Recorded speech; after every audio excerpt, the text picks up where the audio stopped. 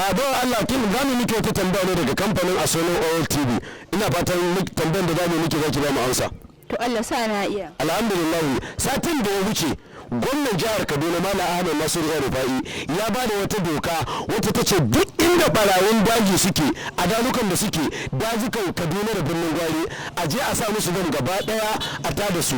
Shin wannan abin da ya faɗa kina ga ya dace ya yi daidai? Ya dace a sa bam dan kawai. Assalamu alaikum bawar Allah. Wa alaikum salam. Muna da wata tambaya ne da zamu miki da fatan zaki ba mu haɗin kai ki amsa mana wannan tambaya. Allah ya sa na sani. Alhamdulillah, a cikin satin da ya wuce nan gwamnan jihar Kaduna Malam Ahmed Nasiru El-Rufai ya ba da shawara cewa da gwamnatin tarayya za ta yadda kawai a je a ɗana bam a duk dazukan da suke yankin Najeriya inda maɓoyin 'yan ta'adda take shi ne kaɗai zai kawo ƙarshen ta'addanci a ƙasar nan. Me yana ra'ayinki akan wannan magana dai? Ari wannan maganar da kai har ya sa na ji daɗi, to me ake jira?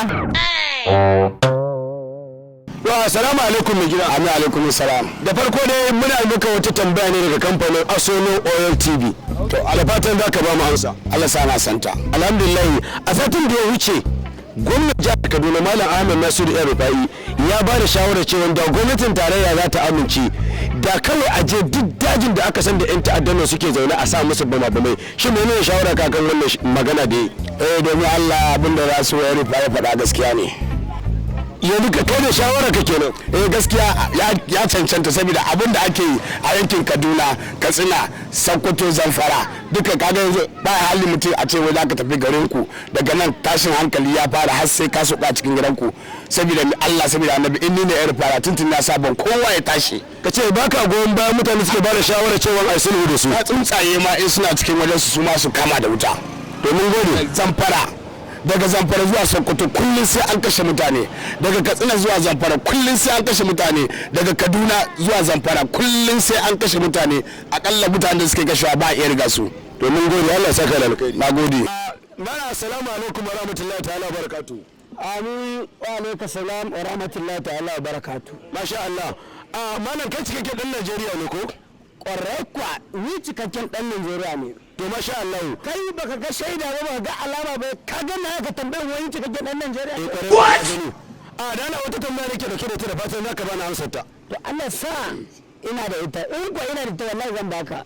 A kwanan nan ko ce satin da ya wuce gwamnan jihar Kaduna Malam Ahmed Nasiru El-Rufai ya ba da shawarar cewa da gwamnatin tarayya za ta yadda duk wani daji da dan ta'adda yake a je a sa masa ban kawai ta wannan hanyar ne kadai za a kawo ƙarshen ta'addanci a Najeriya. Shin menene ra'ayinka akan wannan magana da gwamnan yayi? To ra'ayina na ni matsayina na dan Najeriya kake so in baka? Ga ka kuma da kaya sanye da kayan Najeriya. Wai a je a sa wa duk dazukan da 'yan ta'adda suke bama wai shine zai kawo ƙarshen ta'addanci. Kamar yadda ya ba da shawara ba? Wanda shi ya faɗa. Wallahi tallahi bari gana gaskiya. Wallahi ba shi bane zai kawo.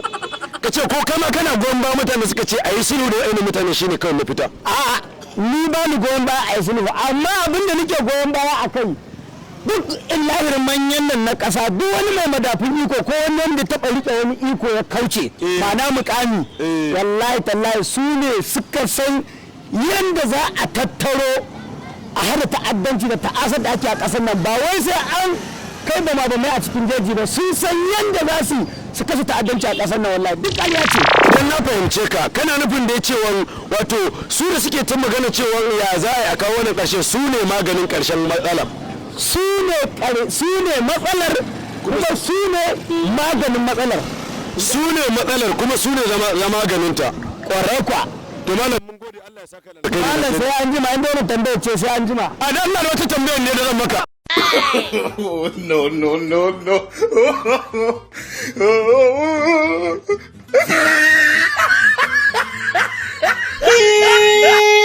Asolo Oil TV tasha ta nishaɗantarwa shirye-shiryen Hausa Asolo TV ke kawowa.